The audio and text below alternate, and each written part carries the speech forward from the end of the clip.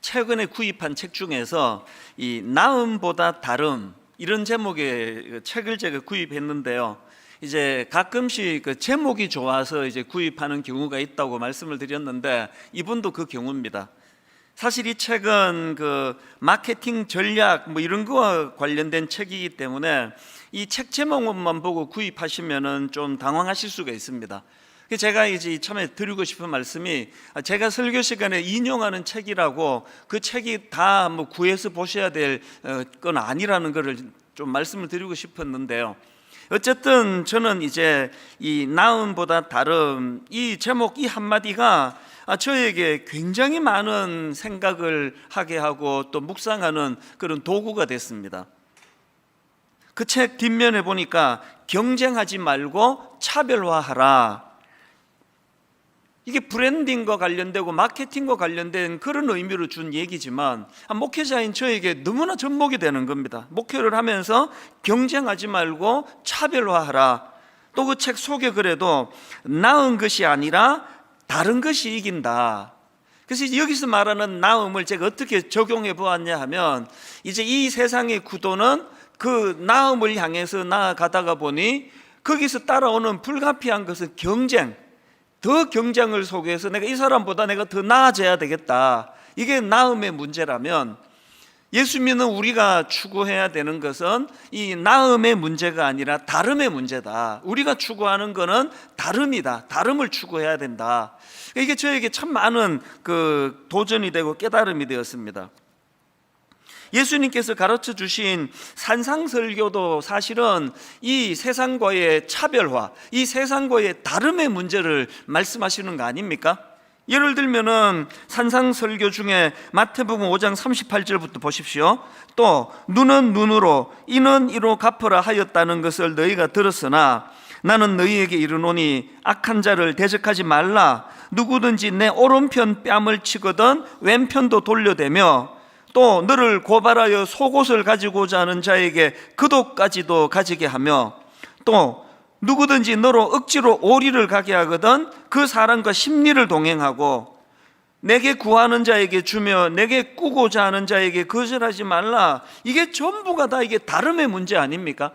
세상에서는 절대로 통용되지 않는 하나님 나라에서의 가치관과 또 추구해야 되는 것들을 예수님이 지금 가르쳐 주시는 거 아닙니까? 심지어는 그 다음 나오는 43절부터 보십시오.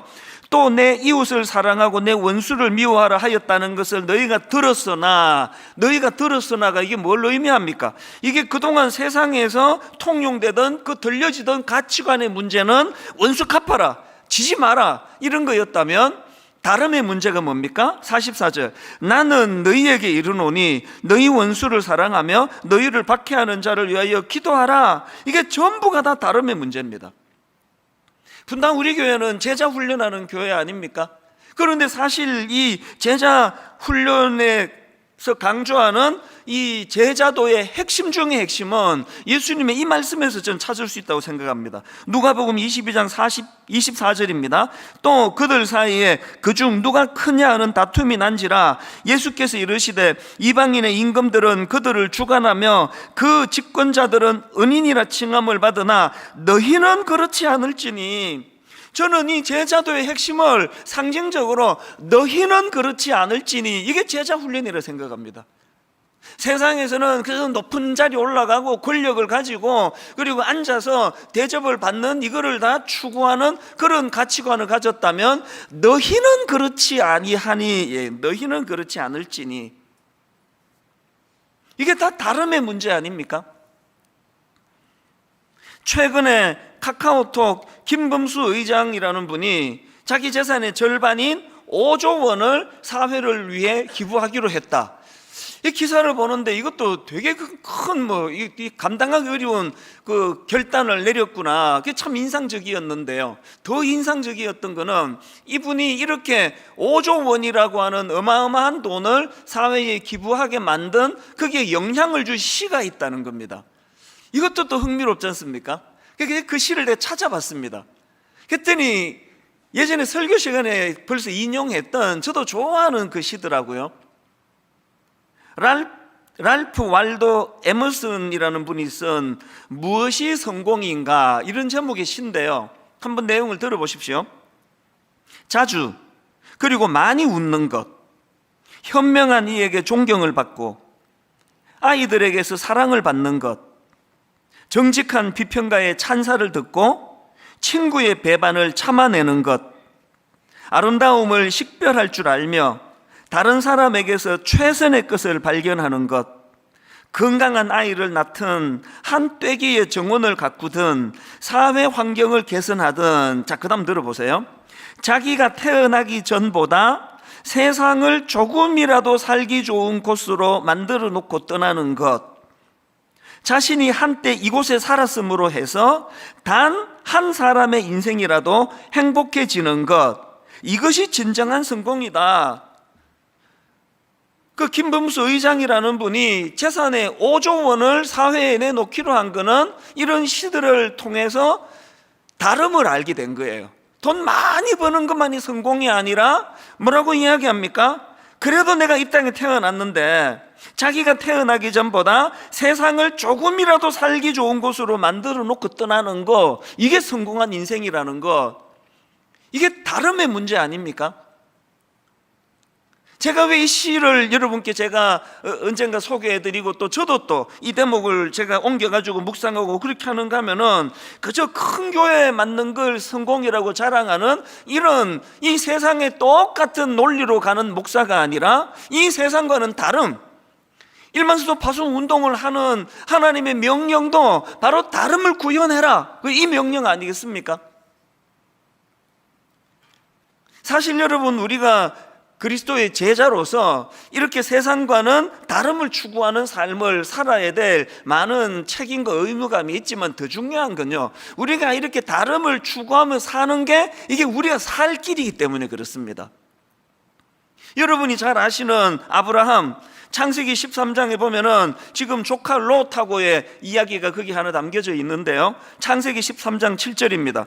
그러므로 아브라함의 가축의 목자와 롯의 가축의 목자가 서로 다투고 또 가나안 사람과 브리스 사람도 그 땅에 거주하였는지라, 이제 재산이 많아지고 일꾼들이 많아지니까 거기서 이제 다툼이 생기는 겁니다. 그래서 이제 우리 분가하자, 이렇게 싸우고 있으면 안 된다.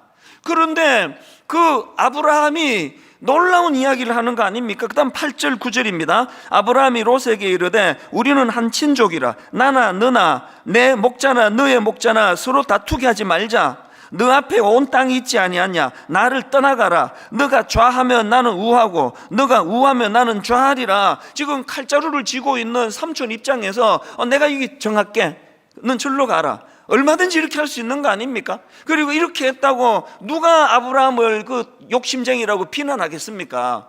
그런데 놀라운 이야기를 하는 거예요. 네가 정하라는 거예요. 네가 우하면 난 좌할게, 네가 좌하면 내가 우할게, 네가 뭐든지 원하는 대로 해라.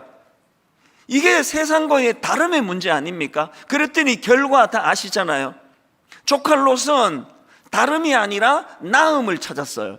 자기 눈에 보기에 비옥하고 자기 눈에 보기에 좋은 땅을 택했다가 그 타락으로 인해 가지고 함께 망해버린 게 조카 롯이거든요.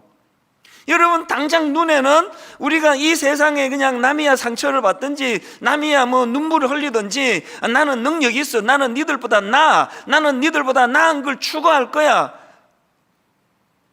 이게 결국은 그 인생의 행복을 갉아먹는 치명적인 독이 되고요, 아브라함처럼 다름을 선택하니까 그게 하나님의 인도하심을 받는, 영적으로 충만하게 만드는 도구가 되더라는 거 아니겠습니까? 이런 의미에서 저는 이 예수 믿고 변화된 이 땅을 살아가는 그리스도인이나 혹은 그들이 모여 이루는 교회라는 공동체나 결국 우리가 추구해야 되는 건 이건 이 다름의 문제다. 여러분, 초대교회의 사도행전 2장에서 이제 교회가 태동하는 그 과정을 성경이 묘사하는 것도 그 초대교회가 그 시대와 다름을 기록하는 거거든요. 자, 무슨 이야기냐? 여러분도 잘 아는 말씀입니다. 사도행전 2장 44절부터 보십시오. 믿는 사람이 다 함께 있어 모든 물건을 서로 통용하고 또 재산과 소유를 팔아 각 사람의 필요를 따라 나눠주며 날마다 마음을 같이하여 성전에 모이기를 힘쓰고. 이게 전부 다 지금 다름의 공동체라는 거예요. 다름의 공동체. 막 거기에 막 연예인도 나오고 막 유명한 어떤 막 사장님도 나오고 무슨 장관도 나오고 막 거기에 막 구성원이 대단하고 이런 구도가 전혀 아니고요. 그 구성원이 어떤 거에 대한 묘사보다도 다른 거예요. 한 번도 못 본 거. 아니 어떻게 막 물건을 서로 통용하고 막 재산과 소유를 팔아가지고 필요한 대로 나눠 쓰게 하고. 그래서 저는 그런 것들을 많이 꿈을 꿨는데요. 막 예배 들어오시다가 막 집에 안 쓰는 물건 같은 거 그냥 막 안 쓰는 물건은 안 되고 다시 막 좋은 거 이런 게 있으면 사가지고 막 문 앞에다 두고 예배 마치고 또 필요한 사람은 기꺼이 또 그거 가져가고. 그 한때는 저희가 새벽기도 마치고 나서 그런 것들을 추구했던 기억이 있거든요. 교회에서 원하는 대로 누군가가 그 쌀 같은 거를 헌금하면은 이렇게 쌀을 그냥 가만히로 쌓아놓고 기도하고 어떤 분이 필요하면 또 그거 그냥 누가 가져갔는 거지 뭐 말할 필요도 없고. 이것들이 지금 다름의 문제를 구현하는데 언제부턴가 교회가 이 다름을 추구하다가 점점 나음을 추구하면서 비극이 찾아오는 거잖아요. 큰 교회와 작은 교회가 경쟁 구도가 되고 또 교회 안에서도 이 집사님과 저 집사님이 봉사하고 무슨 자리 가지고. 그래서 저는 장로 선거, 안수입사 선거 이런 거를 통해서 마음 아픈 이야기를 종종 듣거든요. 이게 나음의 문제로 가게 되면 거기에 반드시 경쟁이 들어오게 되고 그러면 상처를 받게 되거든요. 그래서 저는 분당 우리 교회가 이 나음의 공동체, 그냥 니 잘났네, 내 잘났네, 내가 얼마나 유능하면 내가 교회 이렇게 크게 키우겠느냐, 내가 말이야, 목회 참 잘하는데 말이야, 막 이렇게 그 다른 사람과 비교하고 또 그 나음을 자랑하고 나음을 추구하는 교회가 아니라, 그런 세상적인 구도가 아니라 하나님 나라만이 할 수 있는 이 다름을 추구하는, 이 다름을 꿈꾸는 그런 교회 공동체가 되기를 바랍니다. 제가 오늘 말씀을 이렇게 풀어가는 이유는요, 지금 우리가 예수님의 12제자에 대해서 살펴보고 있는데요, 예수님의 12제자 중에 오늘 살펴볼 인물이 안드레입니다. 사실 저는 개인적으로 12명의 제자 중에서 가장 닮고 싶은 인물 하나를 꼽으라 그러면 저 개인적으로는 안드레를 꼽고 싶습니다. 아니, 안드레의 어떤 점이 그렇게 12명 중에 제일 닮고 싶은 인물이 되었는가? 이 안드레를 딱 한마디로 요약하라면 그는 다름의 삶을 살아낸 인물이다, 그렇게 제가 정의를 할 수가 있다 생각합니다. 안드레는 베드로의 형제거든요. 그리고 또 베드로를 전도한 사람이 안드레예요. 그 내용이 요한복음 1장 41절에 나옵니다. 그가 먼저, 이 안드레입니다. 그가 먼저 자기의 형제 시몬을 찾아 말하되 우리가 메시아를 만났다 하고 데리고 예수께로 오니. 여기 나오는 시몬이 베드로 아닙니까? 아니, 안드레가 지금 베드로를 전도했단 말이에요. 그런데 이 베드로가 점점 막 성격도 갈갈하고 막 적극적이고 그러니까 점점 이제 막 영향력을 미치더니 뭐 수제자가 됐어. 수제자. 그리고 또 기록할 때 뭐 베드로가 또 맨 앞에 나오잖아요. 베드로의 영향력이 점점 이제 퍼져나가더니요, 그 지금 그 카톨릭에서는 베드로의 존재를 너무 크게 부각을 시킨 나머지 베드로를 일대 교황이라고 그럽니다. 그래서 예수 안 믿는 사람들도 베드로 아세요? 그럼 다 압니다. 베드로 모르는 사람 아무도 없습니다. 근데 안드레라고 들어보셨어요? 그럼 아무도 몰라요. 안드레 김? 이렇게 이야기합니다. 안드레에 대해서는 예수 안 믿는 사람, 뭐 심지어 예수 믿는 사람 중에 초신자들은 안드레를 잘 모르실 거예요. 아니, 이게 보통 문제입니까? 내가 전도했는데. 그리고 또 제가 방금 베드로와 안드레가 형제라 그랬는데요, 또 다른 형제가 있죠. 야고보와 요한도 이제 형제 아닙니까? 두 집안에 베드로, 안드레, 야고보, 요한 이 네 명인데요. 지난주 설교 기억하십니까? 이 네 사람 중에 안드레만 쏙 빠지고 베드로, 야고보, 요한이 가장 영향력을 많이 미치던 선도 그룹이에요. 여러분 어떻게 생각하세요? 지난 여름에 그 가인, 아니 하나님이 내가 드린 제사는 안 받으시고 동생이 드린 제사만 받네? 아무 죄도 없는 그 동생을 이 문제만으로 죽여버리는 게 이게 죄성을 가진 인간의 본능 아닙니까? 우리 안에 있는 이 질투심이라는 건 이게 제어가 잘 안 되는 가장 제어하기 어려운 거라고 생각합니다. 게다가 이 시대나 세상은 어떻습니까? 옛날에 어느 개그 프로에 1등만 생각하는 더러운 세상, 1등만 기억하는 더러운 세상.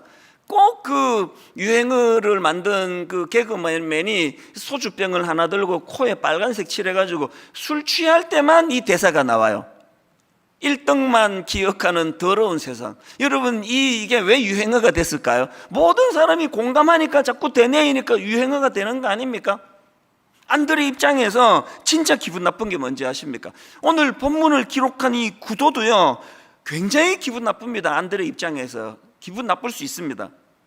자, 오늘 본문 말씀을요 다시 한번 이제 은혜 받으려고 읽지 말고 이 세상의 그 어떤 세속적인 생각의 기준으로 이 본문의 흐름을 한번 보십시오. 이 구도를요.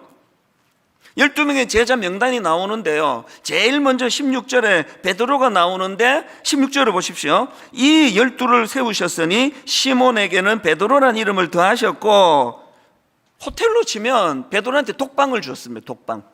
16절 한 절을 베드로만 기록했습니다. 그리고 베드로에 대하여 부연 설명까지 붙여놨습니다. 그 다음 17절에는 2인실을 줍니다. 2인실. 자, 17절을 보십시오. 또 세베대의 아들 야고보와 야고보의 형제 요한이니 이 둘에게는 보아너게 곧 우레의 아들이란 이름을 더하셨으며, 여기도 보면은 야고보와 요한 형제 이름을 기록하면서 부연 설명까지 덧붙여 놓습니다. 그리고 맨 마지막에 19절, 또 가룟 유다니 이는 예수를 판 자더라. 이 가룟 유다는 또 악한 놈이라 가지고 또 그게 부연 설명하고 또 독방을 줬네요. 이것도 저것도 아닌 게 안드레와 그 다음 사람입니다. 자, 그 앞에 나오는 18절을 보십시오. 또 안드레와 빌립과 바돌로메와 마테와 도마와 알페오의 아들 야고보와 미 다데오와 가나나인 시몬이며, 이거 안드레 입장에서 이거 엄청 기분 나쁜 거 아닙니까? 아니 우리 형은 이름 옆에 설명도 붙이고 독방 내주고, 우리는 아무 설명 없이 이름만 쭉 열거해 놓는 거. 그 제가 이거를 흥미롭게 보면서 지금 저자인 마가가 기능적으로 이제 강조점을 두면서 기록을 한 것 같은데, 마가가 이렇게 기록할 수 있는 자신감이 어디서 나옵니까? 이렇게 기록해서 안드레가 상처받을 사람이 아니라는 걸 알기 때문에 이렇게 하는 거 아닙니까? 목회가 힘든 교회 가면은요, 뭐라고 쓰면은 또 이거 김 권사님 또 화낼 텐데, 또 저렇게 하고 나면 또 이 박 권사님이 또 화낼 텐데, 목회가 굉장히 힘든 거예요. 그게 제가 이런 면에서 안드레를 제가 존경하는 포인트가 하나 있는데요, 이 안드레는 지금 자기가 전도했던 자기 형제 베드로가 수제자가 되고 많은 영향력을 미치고, 자기는 그 형제 그늘에 갈려가지고 그 낮은 자리에 처한 것 같은 이런 상황을 개의치 않더라는 거예요. 그래서 그는 이름 없이 자기 그 형의 명성에 비하면은 너무나 이름 없이 그냥 쭉 열거만 되는 그런 그 3등 칸에 써놓은 것 같은 이런 대우를 받는지 모르지만 상징적으로 드리는 말씀이죠. 안드레가 가진 귀함이 뭡니까? 자기가 유명해지는 것이 인생의 초점이 아니고, 누구를 통해서든지 간에 주님의 영광이 드러나고 하나님의 나라가 드러날 수만 있다면 그게 무슨 상관인데요? 이런 이미지를 풍겨주는 안드레이기 때문에 저는 12명 중에서 안드레를 제일 닮고 싶고 또 제일 존경하는 마음이 생기더라. 그 말씀을 제가 드리는 거예요. 인생은요, 이 세상의 가치관에 속기 때문에 너무나 처참하게 낭비하며 보내는 겁니다. 여러분이 다 아시는 그 음악가 살리에르 아시죠? 모차르트를 질투해가지고 뭐 영화도 나왔잖아요. 사실 이 살리에르 자체도요, 어마어마한 음악가라고 그러잖아요. 뭐 대단한 그런 궁중음악가인데 자기의 강점을 드러내지를 못하고 더 나음을 추구하다가 보니까 막 열심히 경쟁하며 달려갔는데 보면 앞에 모차르트가 있고 노력도 별로 안 하는 것 같은데 또 자기를 앞서고, 그래서 자기 인생을 파괴시킨 게 그게 살리에르 아닙니까? 그리스도인은요, 절대로 그런 차원에서의 경쟁을 유발하는 나음의 길이 아니라 다름의 길을 가는 거예요. 모차르트는 모차르트의 인생으로 살아가는 거고, 나는 하나님 주신 이 재능을 가지고 내 길을 가면 얼마나 그가 인생의 낭비를 줄일 수 있었겠습니까? 그 1만 선도 파송 운동을 선언하고 8년 전에 정말 고뇌하는 시간을 보냈거든요. 왜냐하니까 아무리 생각을 하고 또 생각을 해도 10,000명에서 15,000명을 그 파송할 자신이 없는 거예요.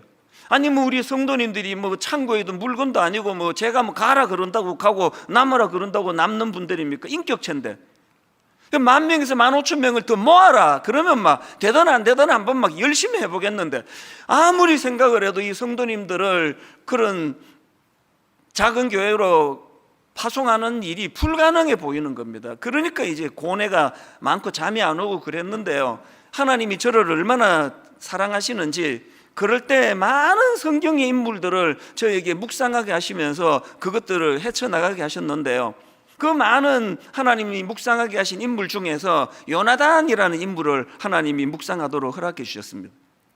아시죠? 요나단, 그 다윗을 향한 그 사랑의, 그 우정과 사랑의 대명사 아닙니까? 저는 이 구절이요, 사무엘상 23장 17절, 곧 요나단이 그에게 이르기를 두려워하지 말라, 내 아버지 사울의 손이 내게 미치지 못할 것이요 너는 이스라엘 왕이 되고 나는 너의 다음이 될 것을 내 아버지 사울도 안다. 아니 이런 말을 어떻게 이렇게 쉽게 할 수 있느냐고요. 이놈의 자식이 죽어야, 이놈의 자식이 없어져야 내가 왕이 되는데 네가 왕해라. 이게 다름의 문제 아닙니까? 다름? 경쟁으로 나가지 않는?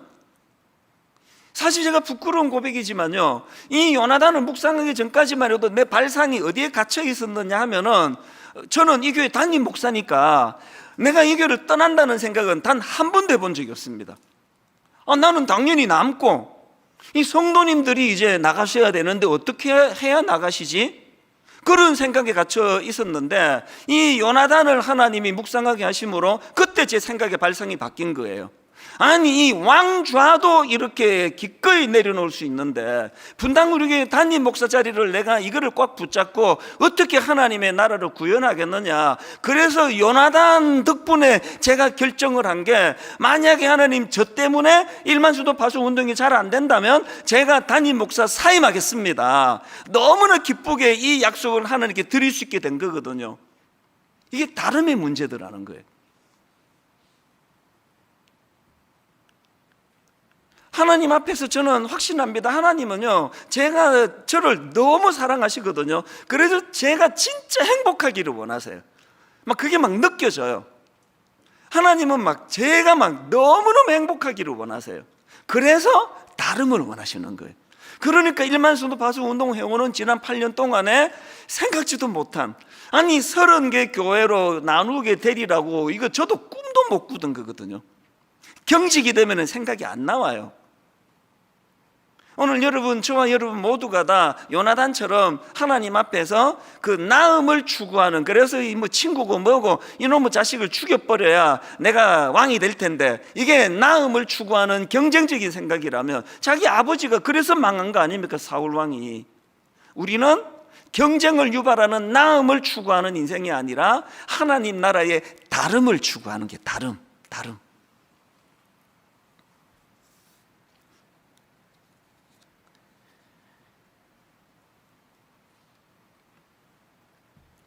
오늘 저와 여러분이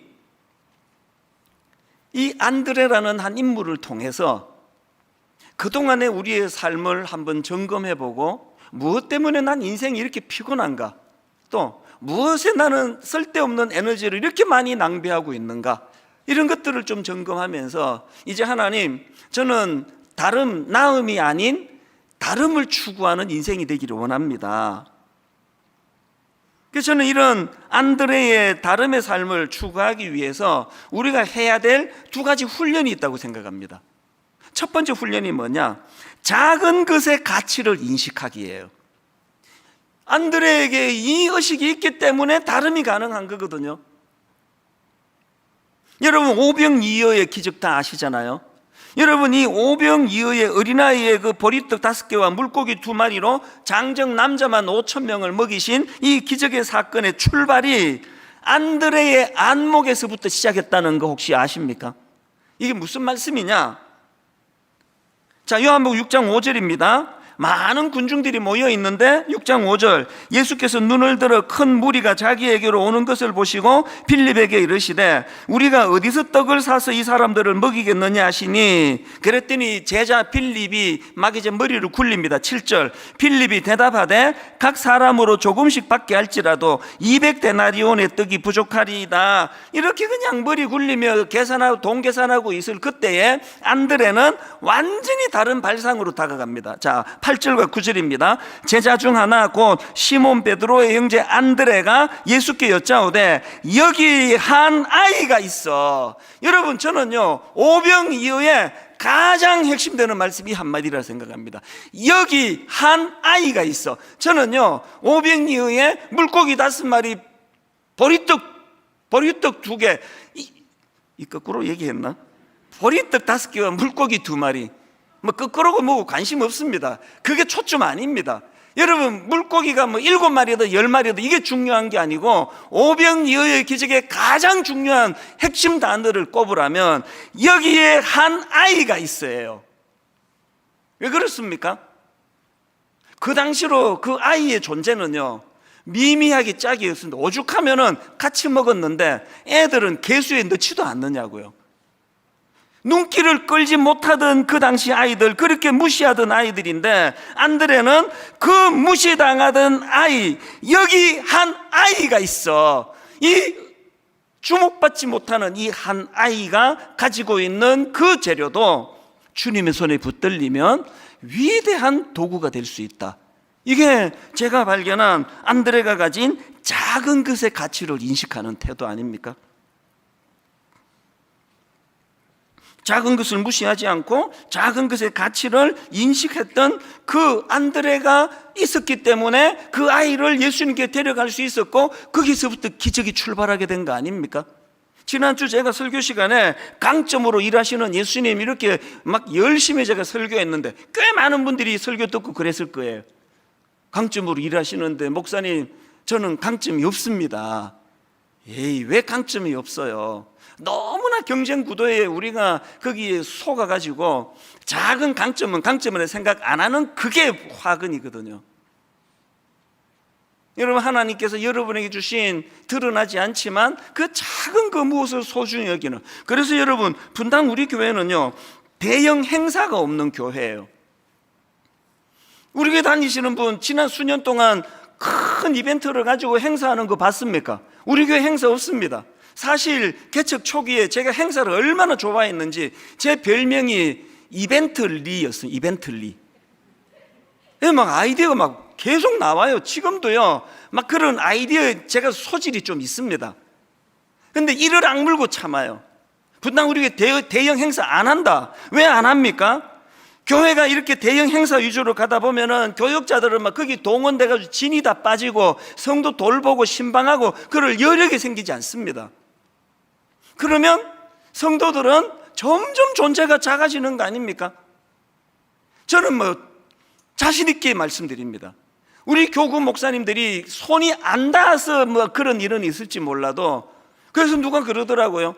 아니, 이 큰 교회에서 교구 교육자들이 성도들을 이렇게까지 알뜰살뜰 살피느냐, 성도들만으로 안 되니까 순장님도 거기에 동력자가 돼가지고, 그래서 저는 이벤트하고 막 신문에 맨날 이름 나오고 시끌벅적한 교회가 되는 것보다, 그런 거 하나도 하지 않더라도 저 구석진데 홀로 울고 있는 한 성도님의 눈물을 볼 수 있는 교회가 되기를 바랍니다.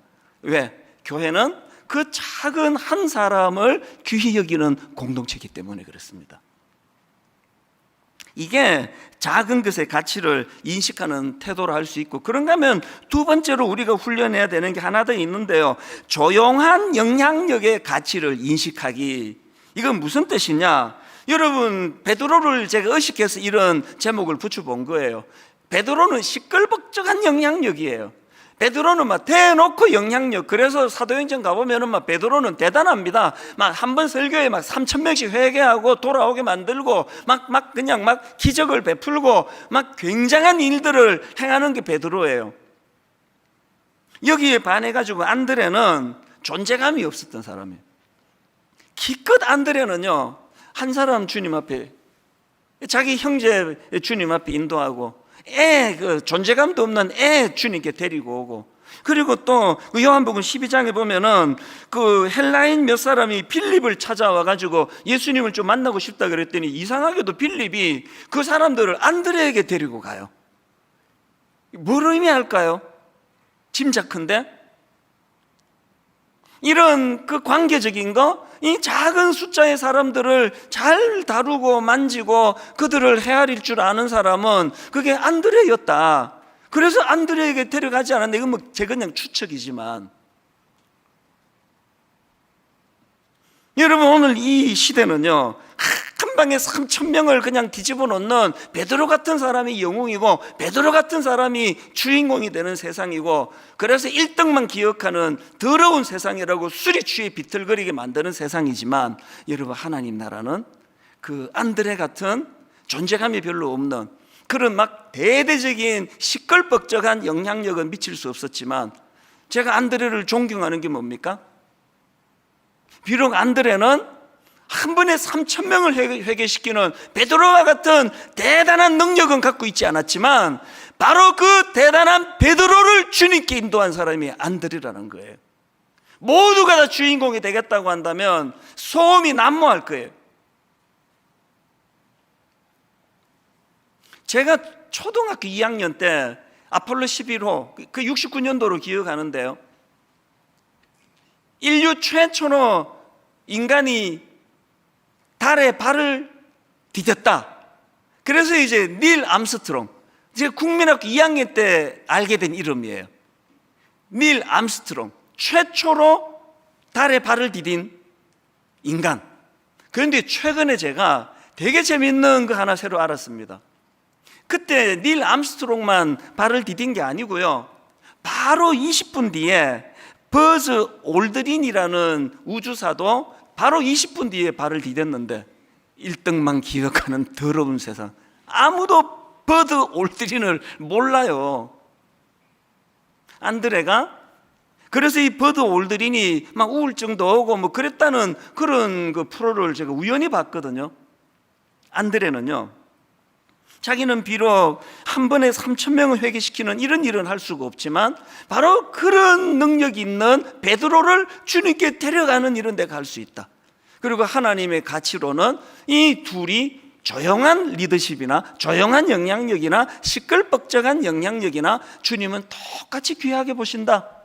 이게 그 마음의 고뇌를 갖지 못하게 만드는 능력 아닙니까? 저는 사실 이 설교를 준비하는 지난 한 몇 주 동안에 울컥울컥 하면서 또 올려지던 사람이, 새벽에 자꾸 얼굴이 떠오르면 그렇게 눈물이 나는 사람이 얼마나 많았는지 모릅니다. 제일 저를 많이 울컥하게 한 사람들은요, 분당 우리 교회 창립 멤버 5명의 교육 전도사들이에요. 지금은 시애틀에 담임 목사로 가 있는 임원석 목사님을 위시해가지고 저는 막 이 한 분 한 분이 다 영웅이라 생각합니다. 처음에 교회를 개척할 때 사례비를 처음부터 사례비 없다 그래도 오겠느냐? 목사님, 종이 무슨 사례비에 신경을 쓰겠습니까? 그냥 온 거예요. 5명이 신학생들이.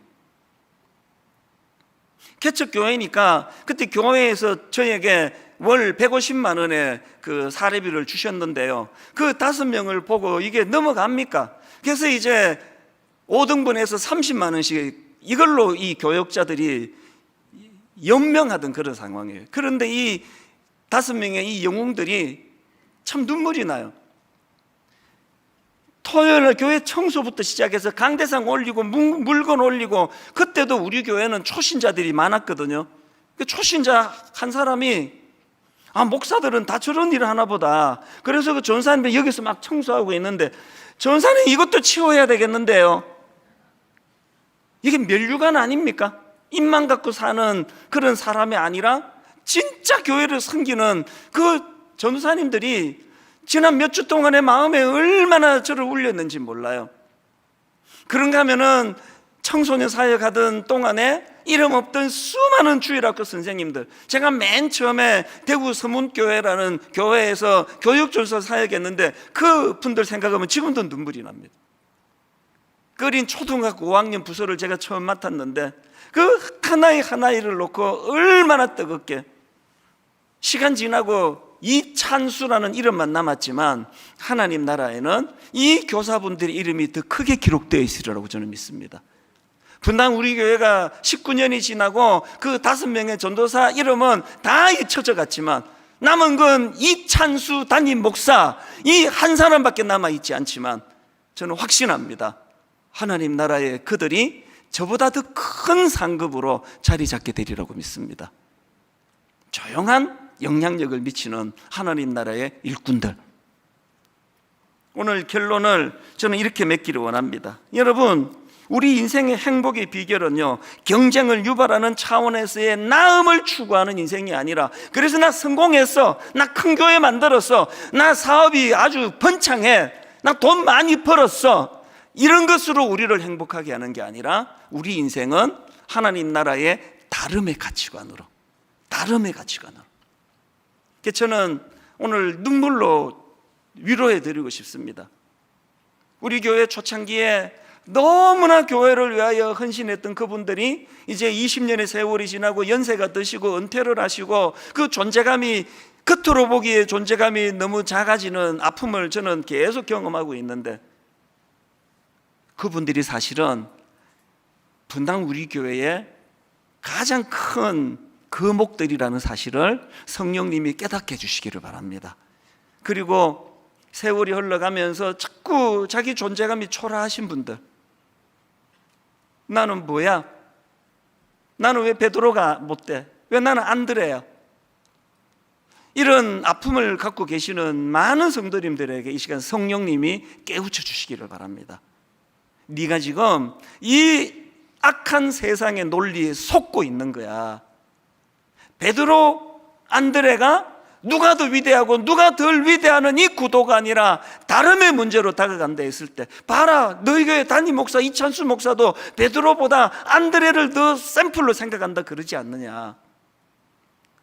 자기의 존재감이 작고 초라해서 마음이 상한 분이 계시다면 성령님께서 그 마음을 어루만져 주시기를 바랍니다. 어제 일만선도 파송운동 예비 30 담임 목사님들과 줌으로 회의하면서 이런 이야기 했습니다. 오늘 설교 그 외부 15분 아직 부임을 안 했으니까요, 내일 하게 될 이 설교는 하나님이 먼저 저에게 주시는 말씀으로 저는 그렇게 눈물로 받았고, 이 설교는 30개 교회 예비 교회 담임 목사님들에게 주시는 설교라고 받으시고, 내일 이 설교를 묵상의 도구로 삼고 같이 묵상하자고.